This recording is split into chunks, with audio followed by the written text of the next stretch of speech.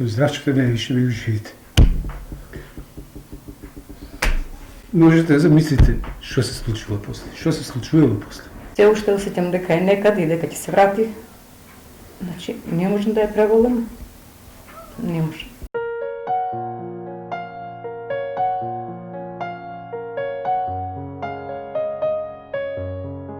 Додека сум жив, додека го дишам овој воздух и со последниот атом сила, ќе се борам да ја дознаам вистината и да ја истерам правдата за мојата загината ќерка Здравка. Вака ја започнува својата приказна Тодор Стојанов, татко на 27 годишната Здравка, која трагично го загуби животот во сообраќајна несреќа на 17 ноември на автопатот Белград-Ниш. Стојанов се сомнева дека официјалната верзија за сообраќајката во која е осуден возачот Љупче Теовски, инаку братучот на неговиот зет, сопруг на Здравка, е лажирана. Теовски сакал да помине со помала казна, вели Стојанов. Немаат свежина на лицата, а тагата во очите не исчезнала од денот откако ја загубила Здравка. Разочарани се и од правосудниот систем. Се што се одвивало, тие правни действија, се е одвивано по најголема тајност, односно ние, јас и мојата сопруга не сме известени дека воопшто нешто се случува во судот. Како што раскажува Стојанов, Љупче Теовски, братучеот на неговиот зет, сопруг на Здравка, кој го управувал возилото, по сообраќајната несреќа ниту полицијата го задржала, ниту пак презела други мерки. По неколку неуспешни обиди на Тодор и сопругата да дознаат информација од обвинителството и судот, по неколку месеци, преку своите адвокати дознаваат шокантна информација, дека Теовски направил спогодба со судот и добил 1 година затвор за кривичното дело тешки дела против безбедноста на луѓето и имотот во сообраќајот. Родителите се незадоволни, велат дека сакаат повторно да се отвори случајот, оти во документите кои ги имаат имало многу нелогичности и лажни информации. Според Стојанов, Теовски е осуден и заспал на волан, иако во изјавата што тој ја дал, кажал дека бил свесен кога несреќата се случила, тврди таткото на загинатата Здравка. Меѓутоа, во пресудата е суден за момент на спиење од 1 до 3 секунди. Тоа е многу нелогично. Друго, сведоците што се на настанот, значи неговата сопруга Теовска Цветанка и неговиот прв братучот Панче Ристевски, кој што ми беше зет, даваат тотално исти изјави како они заспали и како ништо не се сеќаваат и како не биле врзани со каишите. Како бил само Љупче Теовски.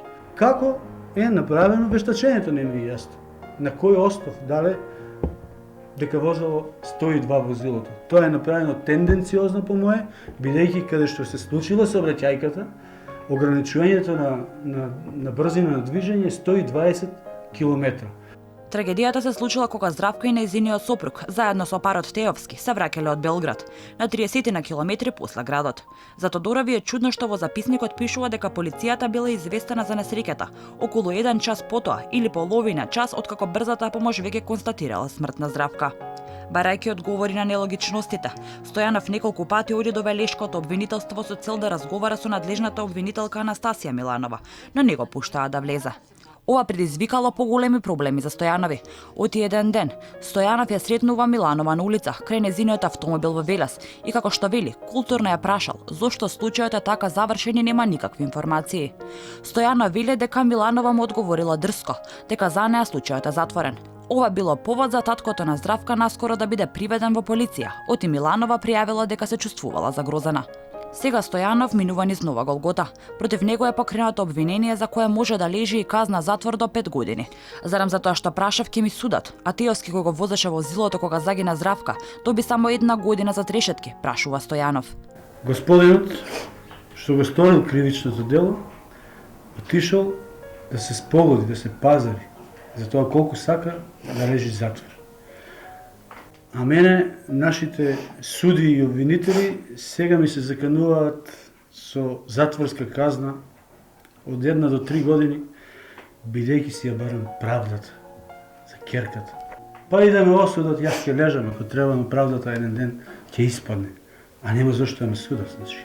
Алфа побара став и од Велешкото обвинителство, но и по 24 часа одговор нема, ниту пак некој одговара на фиксните телефони во обвинителството. Во оваа куќа овде живее семејството Стојанови, семејство кое секој ден е завиено во црно. Била дека до последниот здив ќе се борат за правдата за нивната загината ќерка.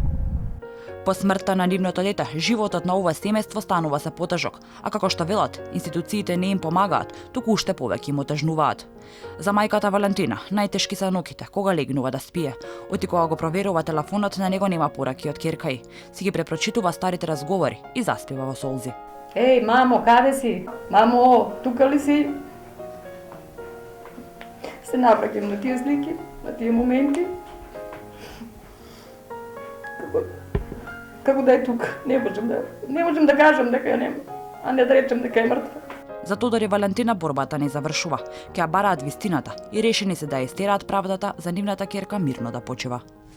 Ох, ние се уште се гушкаме, ама. Тоа е тоа.